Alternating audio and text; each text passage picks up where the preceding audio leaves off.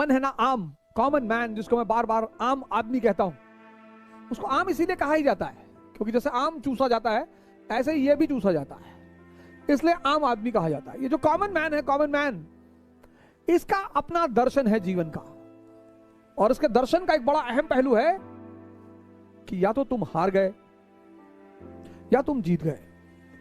Either you are victorious और you are defeated.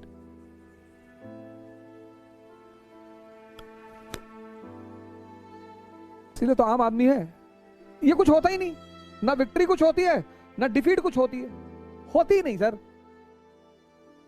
Aristocracy बस यहीं पे नियम को बदल देती है, कहती है खेल चल रहा है, एवरीथिंग इज अ गेम, और जब एवरीथिंग इज अ गेम तो या तो विक्ट्री होगी या डिफीट होगी। ये जिंदगी को बहुत सीरियस ले लेता, बहुत सीरियस, बहुत, इसीलिए तो उसे बहुत कुछ नहीं मिलता। ये इतना सीरियस ले लेता है जिंदगी को, अरे बाप रे। भैया भैया देखो भैया, देखो भैया बेइज्जती, अब दिल्ली तैयारी करने जा रहा हूं भैया, बेइज्जती ना होने पाए भैया। हिंदुस्तान में कोई बहुत सारे माँ बाप ऐसे हैं जिनके जो अपने बच्चों को, अब लड़का 12th कर लिया, अब उन्हें पता है कि 12th के बाद अगर ये यहां रहा शहर में तो ये बुलेट निकालेगा सुबह 7 बजे, और फिर बुलेट के आगे लिखाएगा महाकाल, और फिर चश्मा वश्मा लगा के, रेबैन ओबैन चश्मा लगा के गुड्डू पंडित की तरह शहर में घूमेगा गर्ल्स कॉलेज के टाइम पे, और मार खाएगा और बेइज्जती कराएगा। तो 12th के बाद सारे माँ बाप लड़कों को कह देते हैं इंजीनियरिंग के, तुम जाओ कोटा जाओ, जाओ कोटा जाओ, तैयारी करो इंजीनियरिंग, जाओ डॉक्टर बनो। अब उनको सेल पता ही नहीं क्या है, माइटोसिस मियोसिस तो बहुत दूर की बात है, उनको सेल नहीं पता, कोशिका भेज दिया। कोटा में जाके देखो क्या भीड़ लगी हुई है, तो आप भागे चले आ रहे हो, कहां जा रहे हो, बोले भैया इंजीनियर बनने जा रहे, भेज दिया। वहां 3-4 साल रहे, फिर 3-4 साल बाद प्राइवेट से कहते बीए भी कर ले, पापा कह रहे थे कि प्राइवेट से बीए भी कर लो, मान लो अगर नहीं हुआ तो, पापा को पता है मानना क्या, पापा को पता है उसमें कुछ मानना नहीं है। फिर वहां से 3-4 साल बाद लौट आए, पता चला नहीं हुआ, आए बोले बहुत रिजर्वेशन है और बहुत बहुत बेईमानी चल रही है, कहीं नौकरी है ही नहीं, मोदी जी सब नौकरी खा गए।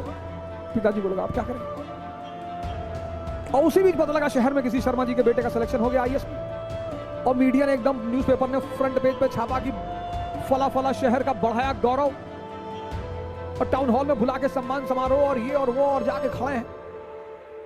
और पिताजी को लगा कि अब बहुत सही मौका आया है, तो पिताजी भी अपने बच्चे की तरफ पलटे कि तू हमारे फैमिली का सिकंदर, तू भी हमारा नाम रोशन कर, जा दिल्ली।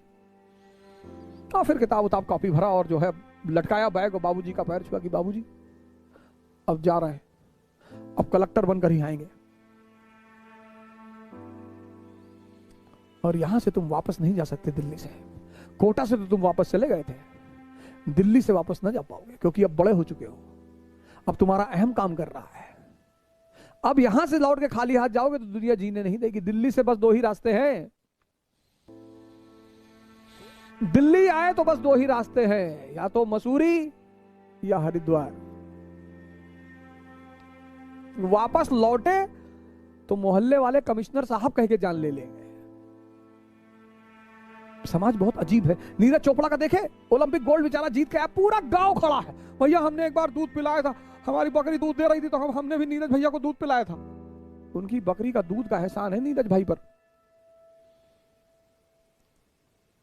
ये सब देखा करो वीडियो, पूरा पूरा गांव, पूरा पूरा शहर रास्ते में खड़ा है। एक बार नीरज भैया जा रहे थे और हमको देख के मुस्कुराए थे। ऐसे तुम्हारे साथ भी होगा, और हार जाओगे ना तो इतनी गाली पड़ेगी, इतनी गाली पड़ेगी, और मजा दोनों में है। और हार के जीतने का जो मजा है, क्योंकि अगर हारे तो दुनिया पता चल जाती कि है क्या।